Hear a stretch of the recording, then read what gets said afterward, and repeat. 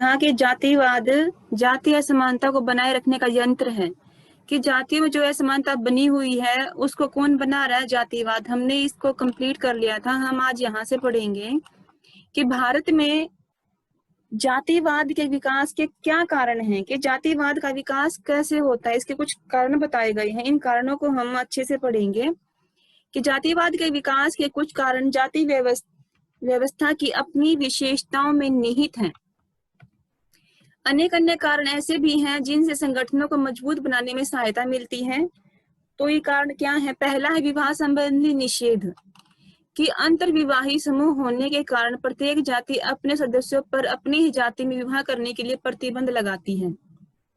जाति अंतर्विवाही का मतलब है कि एक जाति है उसके अंदर ही क्या करना, उनको विवाह करना है। अगर वो अपनी जाति से बाहर विवाह करते हैं तो उन पर प्रतिबंध लगा दिया जाता है। जाति बिरादरी में हुक्का पानी बंद होने के डर से प्रत्येक व्यक्ति अपनी जाति में विवाह करता है। तो उन लोगों को ये खतरा हो जाता है, अगर मैंने अपनी जाति से बाहर विवाह कर लिया है तो ये लोग मुझे अपनी जाति में वापस नहीं आने देंगे और मुझे गांव से बाहर जाकर रहना पड़ेगा। तो एक ये डर है अपनी जाति से बाहर निकलने का। इस प्रकार जीवन साथी चुनने का क्षेत्र सीमित हो जाता है। इसलिए कई जातियां जिनके सदस्यों की संख्या सीमित है के सभी सदस्य आपस में संबंधित होते हैं। मतलब एक जाति में जितने सदस्य होंगे वो आपस में इंटरकोलेटेड होंगे। इन सब कारणों से व्यक्ति अगर परिवार से बाहर किसी के हितों का ख्याल रखता है तो वह है जाति के हित में। अतः विवाह संबंधी निषेध से जाति को प्रोत्साहन मिलता है।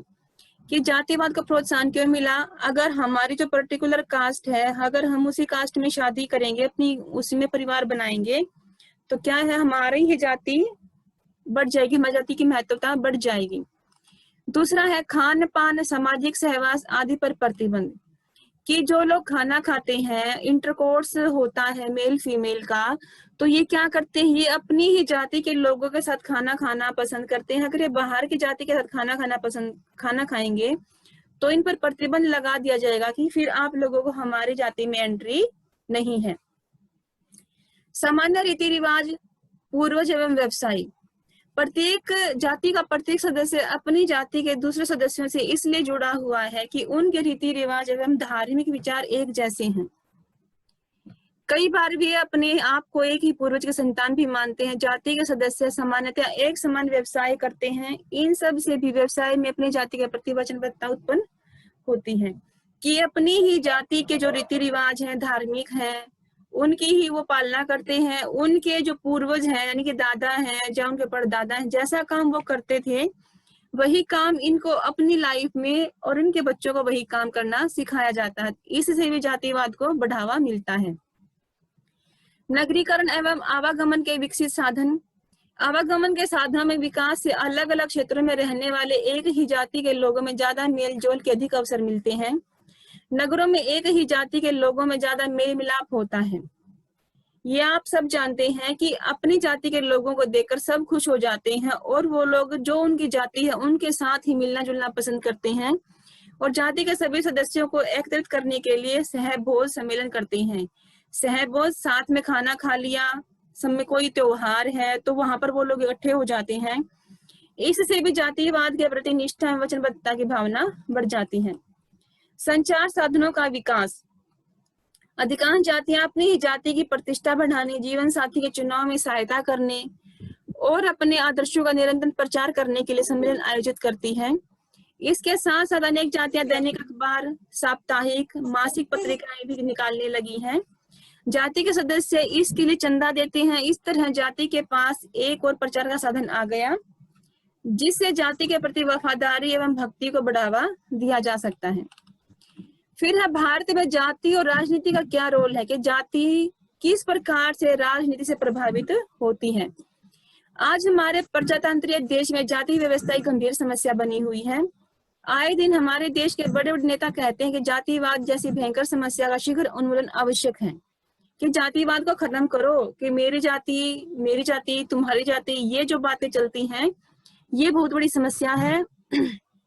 अगर हमें अपने देश का विकास करना है तो हमें जाति को खत्म करना पड़ेगा। हर जाति सरकार से कुछ सुविधाएं प्राप्त करने के लिए सदा प्रयत्नशील रहती हैं। भारत में स्वतंत्रता के बाद भी जातीय भेद तथा प्रजातंत्र को लेकर बहुत विचार विमर्श भी हुआ है कि क्या जातिवाद प्रजातंत्र के लिए अभिशाप है। इस संबंध में कुछ विचारकों का मत है कि जातिवाद ने प्रजातंत्र की प्रगति को रोका ही नहीं अपितु उसके मूल तत्वों पर भी चोट पहुंचाई है। कि जातिवाद ने क्या किया है, विभिन्नता को बढ़ा दिया है और जो समाज या भारत के निर्माण में जो तत्व हैं उनके ऊपर चोट पहुंचाई है। प्रजातंत्र का अर्थ है कि प्रजा द्वारा ही शासन चलाना, अर्थात प्रजा के ही साथ में शासन प्रणाली होती है, यानी कि जैसी प्रजा है प्रजा के साथ ही वो शासन चलाता है। प्रजातंत्र के विभिन्न रूप होते हैं, जैसे इसके 3 सिद्धांत बताए गए हैं। प्रजातंत्र में सभी नागरिक एक समान होते हैं, कि संसार में समाज में जितने भी लोग हैं एक सभी वो समान होंगे, किसी से कोई भेदभाव नहीं किया जाएगा। जनता का हर एक नागरिक उचित स्वतंत्रता को उपभोग करता है। हर व्यक्ति हर स्थान के लिए निर्वाचित किया जा सकता है। तो ये 3 चीज बताई गई हैं जो हमारे प्रजातंत्र में मेन स्थान रखते हैं। जाति तथा प्रजातंत्र के सिद्धांतों को ध्यान में रखकर हम कह सकते हैं कि जाति व्यवस्था तथा प्रजातंत्र दोनों में एक मौलिक विरोध होता है। यह दोनों एक दूसरे के प्रतिकूल हैं। जाति व्यवस्था का आधार विषमता है, जबकि प्रजातंत्र के मूल आधार समानता, स्वतंत्रता और भातृभाव है। जाति व्यवस्था का विषमता है कि ये अपनी ही जाति के लोगों को बढ़ावा देते हैं, लेकिन प्रजातंत्र में क्या है कि समानता, कि सभी के साथ समानता का व्यवहार किया जाएगा। सभी को स्वतंत्रता है कि वो कहाँ आ जा सकती है, वो बोल सकती है, हर जगह जाकर अपने साधनों का प्रचार कर सकती है। भातृत्व है, यानी कि भाईचारे की भावना है। राष्ट्र के समस्त लोगों के साथ समान व्यवहार की भावना को जाति व्यवस्था जड़ से ही खोखला कर देती है।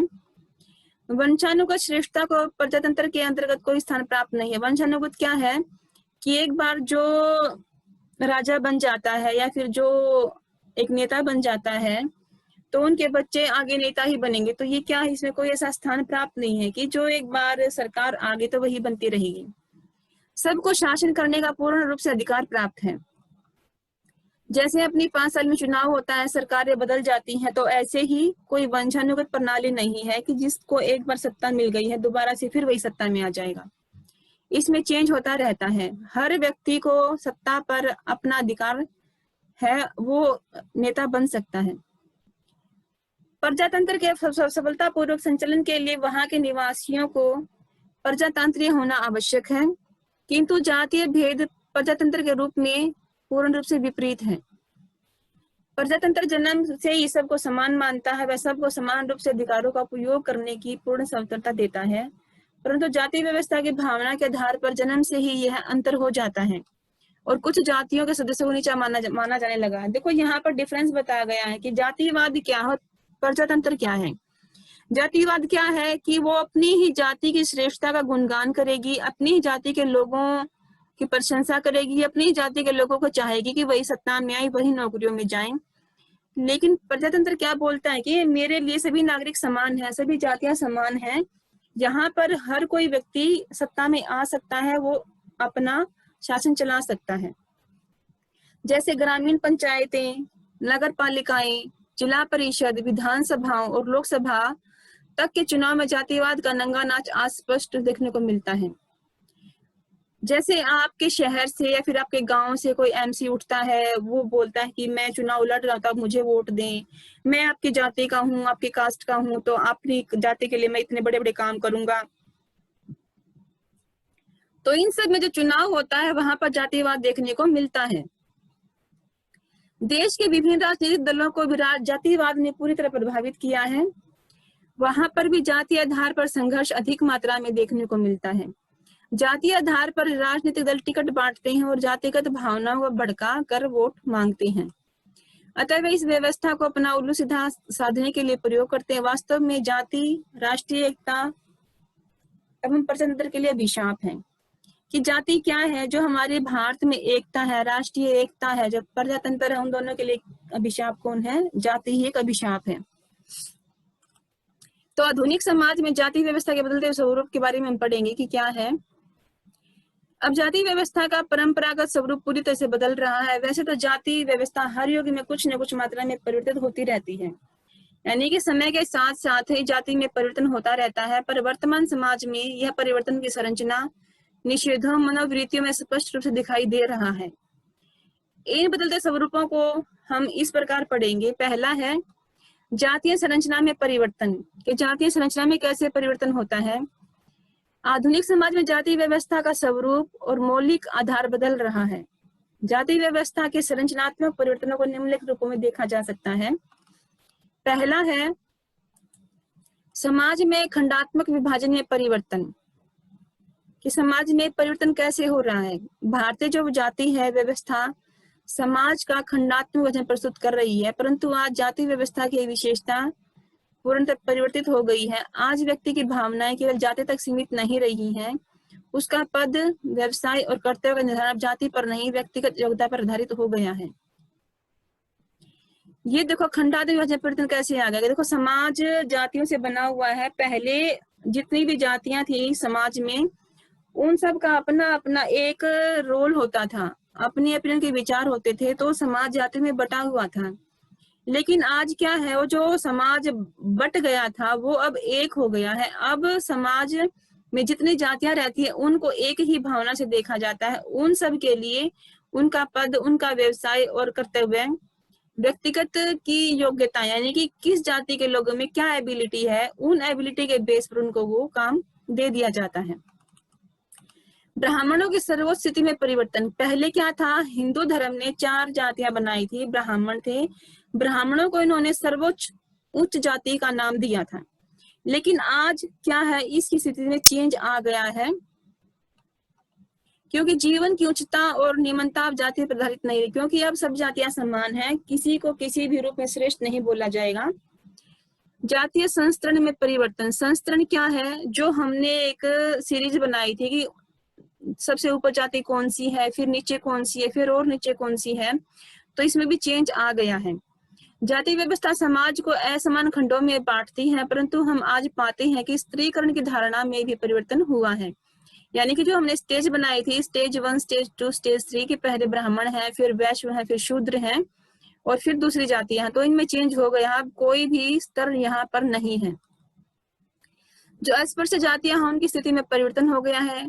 जब से कानून बनाया, वो संविधान लिखा गया, भीमराव अंबेडकर जी ने लिखा है, जब ये जातियां हैं जो अस्पृश्य जातियां हैं उनको SC ST में बदल दिया गया है, इनके लिए दलित वर्ग से हरिजन का नाम दिया गया है, तो यहाँ से इनकी स्थिति में चेंज आ गया। अब ये लोग सामाजिक स्थितियों में, सामाजिक कार्यक्रमों में, धार्मिकों में, सब जगह ये जा सकते हैं, हर जगह जाने का इनको अधिकार मिल गया है।